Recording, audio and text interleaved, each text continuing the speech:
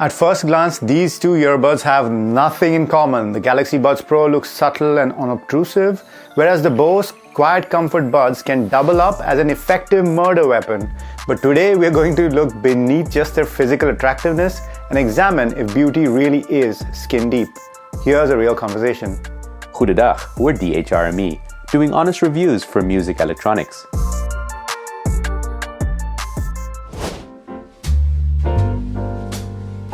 Since we started this video being superficial, let's continue. You pay the extra bucks for wireless earbuds because they're convenient. But what if they make you look like you have an inappropriate growth in your trousers? The Bose are still technically wireless earbuds, but in terms of portability, they're more of an in-your-bag kind of earbuds rather than in your pocket. The size of the case is chunky, but the buds are no different. The Galaxy Buds Pro don't look great in our opinion, but I doubt anyone would be offended with the way they looked in their ears. So what's all that size for then? Pitting them against each other for ANC, let us just say that the king is still reigning. Bose's active noise cancelling crushes it like it would crush anyone who stands under its chunky case. Best in the business, Galaxy Buds Pro are also very good at taking out the lower end of a flight cabin kind of sound. But otherwise, if you've heard the AirPods Pro, these are very comparable. But they differ in not only how they block out sound, but also how they let in sound, because the Buds Pro do a far better job with ambient mode than the Bose QC earbuds. You can even get into superhero territory using the Galaxy Buds Pro. It has 4 settings on a slider. The second setting, called medium, is equal to the AirPods Pro's transparency mode. Move up to the other 2 notches, however, and you enter super hearing mode. You can hear quiet sounds more amplified, almost like a hearing aid. This is one feature of the Galaxy Buds Pro that really makes it stand apart from the crowd. The quality of the transparency mode isn't as good as the AirPods Pro, but it's not like you would be listening to music through your earphones' ambient or transparency modes. It's much more likely that you use this to hear other ambient noises. So the minor trade-off in ambient sound quality is more than acceptable. In this case, the quantity trumps quality. And ambient sounds aren't the only thing that the Buds Pro are good at. They are better sounding than the Bose as well. In terms of codecs, both of these support AAC, whereas Samsung touts its scalable codec. In terms of resolution though, both earbuds are in the good category for this class of product. But overall, I preferred the Galaxy Buds Pro, especially the airier nature of the higher frequencies that makes vocals, cymbals, and even the timbre of other instruments sound much more lifelike. Bose has a much darker sound with the bass profile that's both good and bad. Good because of its speed, control, and its extension, but bad because of the presence in the mix. It's simply too forward in its presentation, so it drowns out other frequencies in the process. Bose can't compete with the treble and the better balance that the Samsung Galaxy Buds Pro bring to the table. The Buds Pro also have a rip-off of the Apple spatial audio that they very creatively have called 360 audio. You mean like Sony's 360 reality audio?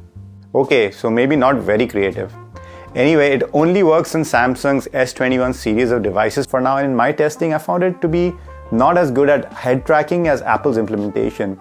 But it's an option in very specific use cases. Overall, we prefer the Galaxy Buds Pro just for sound, and they might even go head to head with my favorite sounding in-ears up until this point, the Sennheiser Momentum 3.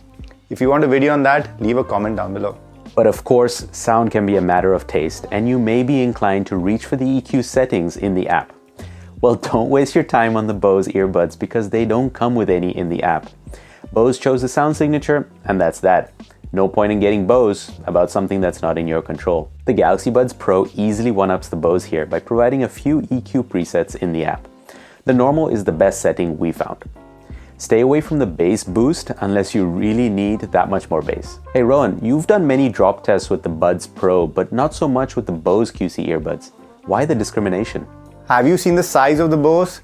I think they could drop test me. Anyway, the Buds Pro come with oval ear tips, which seem to be the trend these days since Apple started them, and they do wonders for comfort. But unfortunately, Samsung's implementation or the materials used don't make them fit very securely. The Bose takes a slightly different approach, albeit oval shaped too, but they don't go deep into your ear canal, and the angle is not as sharp for the Buds. And they come with support ear fins, and in comparison the Bose are also more comfortable and fit more securely too. Not something you'd say if you saw these buds side by side. As you've come to expect on the channel, let us have you listen to the phone call tests on both of these buds before we share our thoughts. But if you're an eager beaver and can't wait, then jump to our conclusion using the relevant YouTube chapter down below. Pop, pop, popsicle, ice, ice, icicle, test, test, testing, 1, 2, 3. Pop, pop, popsicle, ice, ice, icicle, test, test, testing, 1, 2, 3. Okay, this is the Samsung Galaxy Buds Pro in a noisy cafe environment. Pop, pop, popsicle, ice, ice, icicle, test, test, testing, 1, 2, 3. Pop, pop, popsicle, ice, ice, icicle, test, test, testing, 1, 2, 3. Yeah, this is the Bose QuietComfort Buds in medium windy situation. First head on, then right, then left. Pop, pop, popsicle, ice, ice, icicle, test, test, testing, 1, 2, 3. Pop, pop, popsicle, ice, ice, icicle, test, test, testing, 1, 2, 3. Okay, this is the Samsung Galaxy Buds Pro in windy conditions.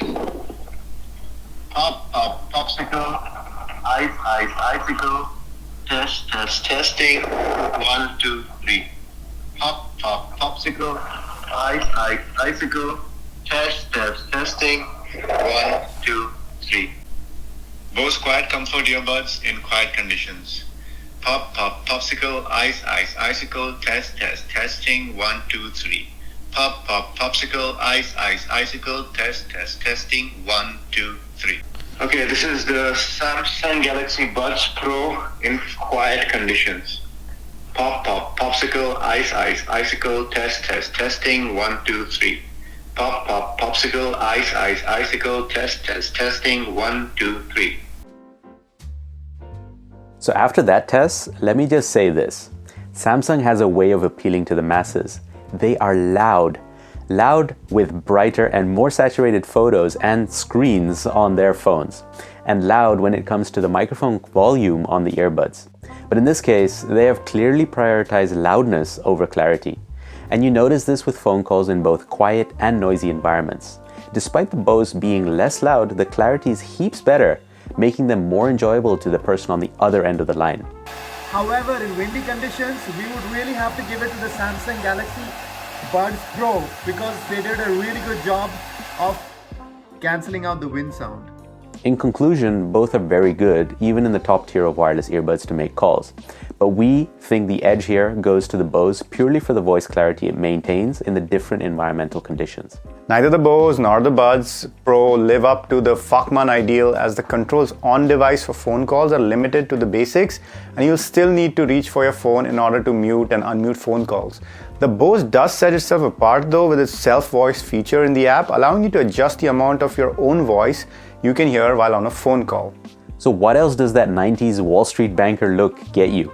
Well, you know what they say about bigger size. Hey, this is a family channel. Bigger batteries, jeez. In our testing, the Bose lasted a full hour and 20 minutes longer than the Samsung Galaxy Buds Pro, while using mainly full ANC and with some switching to transparency mode and some calls. In terms of extras, both the Buds give you basic touch gestures for music and phone call controls, as well as for switching the ANC modes and volume controls. Although the Bose Buds can do more on the Buds, because on the Samsung you have to choose which controls you are going to apply. Bose has some nice touches here. It remembers last ANC and volume level, and despite a single device connection at a time, it can switch connections via the app, and it speaks out the name of the device you're connected to. It also has Smart Pause, USB Type-C, and wireless charging. Although you can't use just the left earbud on its own due to the master-slave architecture that these buds have. With the Galaxy Buds Pro, you're free to use either bud on its own, so that's a plus or a pro. You can find your buds once they're outside the case, a la the Sony WH-1000XM4. They also have a voice detect feature to turn on ambient mode, so that basically if you're talking, it turns off noise cancelling and turns on ambient mode, assuming you have somebody to talk to. In our testing, it wasn't the most reliable, so we ended up disabling it. But both of these come with fairly decent apps. Samsung has already made significant updates to the app and the functionality of the earbuds in the short time they've been out. Their app works reliably and without any hiccups. But they don't have a companion app for iOS this time around, unlike their older models, the Live and the Plus. So you can't tweak any of the settings we just mentioned unless you're on Android. For now. I suppose they figure the fanboys are gonna buy the AirPods Pro anyway. The Bose app has finally reached a little bit of stability, and they also added volume control as a software update, but the software record is sketchy, and even the volume update was a bit buggy and they needed a couple of patches to get it right. Their app, in contrast to the Buds Pro, however, works both on Apple and Android devices. The design of the touch surface of the Galaxy Buds Pro is a major minus here, because the touch area is also the area you use to reposition the buds if they don't sit right in your ear. So accidental touches are almost a given since there's no stem or other area to hold on to. You can turn this off in the app, but it makes the whole idea of using touch gestures a bit useless. Whereas the Bose is so big that you have enough surface area to adjust the fit, control the earbuds, and serve your meal on it. And that fit is important. We found that it wasn't possible to get a good seal on the Samsungs, whereas the Bose, despite it looking like a tool that our caveman ancestors fashioned, felt much more comfortable in my ear even after longer periods of use. And the wingtip ensures that the buds stay in your ear even after considerable movement. In terms of fixability and future-proofing for Bose, the batteries in the earbuds last about 5,000 hours of playback while retaining at least 80% of capacity, which amounts to more than 208 days of constant listening. So that's good, but the batteries are unfortunately not user replaceable, so that's just more e-waste being created. And neither the case nor the earbuds contain recycled materials. For Samsung, we could find that they use sustainable materials that encourage environmentally friendly processes, whatever that means. Neither Samsung nor Bose responded to our questions. Guess we keep trying until they respond. If you want to help this channel, there are 3 simple ways. Number 1, use the links below to buy any products you want. Won't cost you anything extra and helps out the channel a little bit. If you like our cringe-worthy jokes, get the merch. And tag us on Instagram or leave a comment below telling us what you think DHRME stands for. That last one is free, just like a like and subscribe. Wow, it's hard work watching our channel, eh?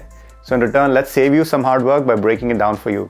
You should buy the Samsung Galaxy Buds Pro over the Bose QuietComfort Earbuds if you want that excellent in-ear wireless sound, you want understated but not stunning looks, you appreciate the super hearing on transparency mode, you want something that's comfortable and light, portability and a smaller form factor are important to you, and you want some control over the EQ while on Android, even if it's just the presets Samsung decided to bestow upon you. You should buy the Bose QuietComfort Earbuds over the Galaxy Buds Pro if you want the best ANC for in-ears on the market, you prefer the Bose sound over the Buds Pro, we don't, you want comfortable earbuds for longer listening sessions that also give you a secure fit with the ear tips in the box.